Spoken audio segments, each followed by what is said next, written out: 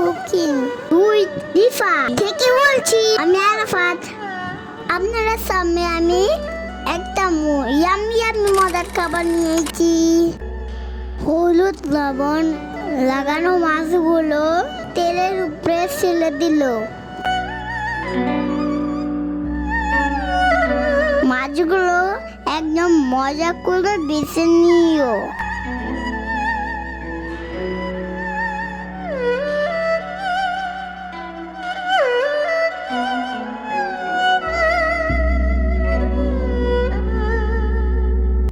মাছগুলো তুলে নিলে আবার পেঁয়াজ দিয়ে দিল।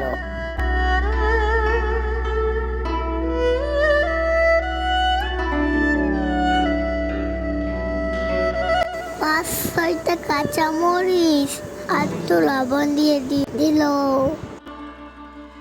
1 চামচ হলুদ দিয়ে দিলে নেড়ে চেড়ে নিল।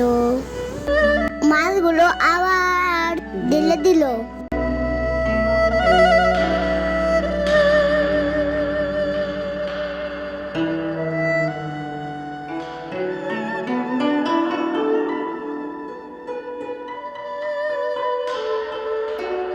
কিছুক্ষণ রান্না করার পোলাও নেওয়ার পর 1 পাক পরিমাণ পানি দিয়ে দিল। কি সুন্দর একটা গান বেরোইছে, দেখে খেতে ইচ্ছে করে। পানি শুকালে হয়ে গেল চিংড়ি মাছ ইয়াম্মি রান্না।